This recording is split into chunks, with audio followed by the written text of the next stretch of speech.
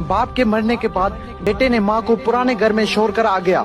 खुद साल में एक चक्कर लगा लेता था। एक दिन पुराने घर से उसे कॉल आई कि आपकी वालिदा की तबीयत बहुत खराब है। बेटा गया, देखा वालिदा की तबीयत वाकई में बहुत खराब थी, वो मौत के करीब थी। बेटे ने पूछा, माँ मैं तेरे लिए क्या कर सकता हूँ? माँ बोली, बेटा इस पुराने घर में पंखे नहीं है, तुम यहाँ पंखे लगा दो।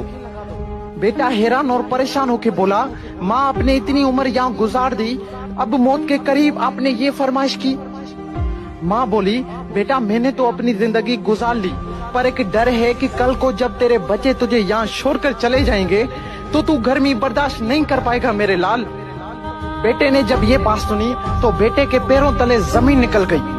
वो अपने आप को आज तक माफ नहीं कर पाया। दोस्तों, माँ तब रोती है जब बेटा खाना नहीं खाता, और माँ आज भी रोती है जब बेटा खाना नहीं देता। एक माँ से 10 बेटे पल जाते हैं, मगर 10 बेटों से एक माँ नहीं पली जाती। वाह जी वाह। कुछ याद कर, जब तू बचपन में अपने आप का वजन नहीं उठा पाता था और चलते चलते गिर जाता था, तो तब तुम्हारी माँ तुम्हें संभालती थी, तुम्हें चलना सिखाती थी।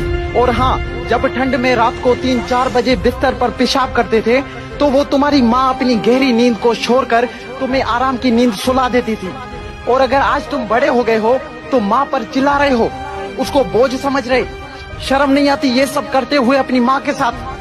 अगर वो चाहती तो तुम्हारा बचपन में ही गला दबा सकती थी, पर वो माँ है। माँ के लिए उसका बच्चा उसकी जान से भी ज्यादा प्यारा होता है। खुद को चाहे कितनी ही तकलीफ हो, माँ अपनी औलाद को तकलीफ में नहीं देख सकती।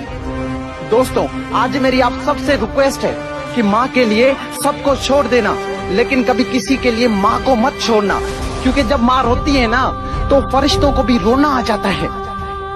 अगर आज इस वीडियो के बाद भी तुम्हारी आंखें नहीं खुली तो समझ जाना कि तुम एक जिंदा लाश हो।